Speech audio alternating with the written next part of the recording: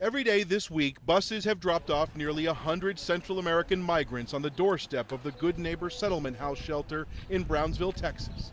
Most are requesting asylum, but the scene is sparking frustration among immigrant rights advocates as legions of volunteers scramble to help mothers and fathers with their children. What we see is that our community is being instrumentalized as a tool in a larger political game that is completely antithetical to what the communities here want.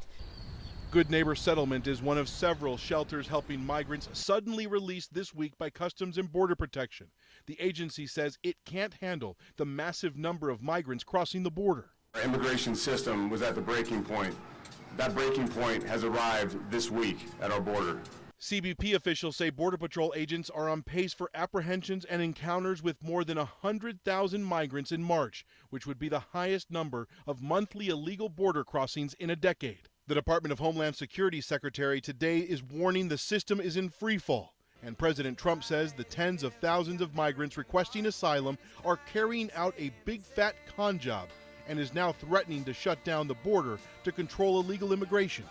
And we're on track for 1 million illegal aliens trying to rush our borders. It is an invasion, you know that. Confundidas. We met Vilma and her daughter at the shelter in Brownsville. They asked we not show their faces because they fear being returned to El Salvador.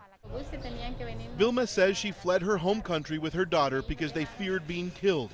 Gang members murdered her mother last year.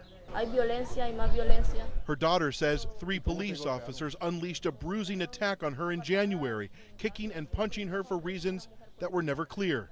That's when they decided to leave.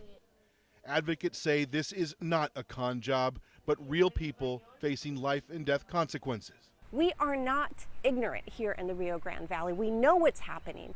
Immigrant rights advocates say the Trump administration is deliberately creating a sense of chaos with mass releases of migrants or housing migrants under a bridge in El Paso and giving families confusing paperwork. This is one of the migrants here who asked us not to identify her, but these are the forms that they are given once they're released from custody here. And if you look closely here, this is supposed to be a notice to appear, giving them a date and time when they're supposed to appear in immigration court. But here, they're not getting those dates. The Trump administration says there is no manufactured crisis on the southern border and that there is a real humanitarian and security crisis unfolding. Laura Peña is a former Immigrations and Customs Enforcement Agency lawyer turned immigrant advocate. They were holding folks longer than they're supposed to and then orchestrating mass releases intended to really frustrate the already fragile infrastructure that's here in place in the Rio Grande Valley. So you think it's deliberate? Yes.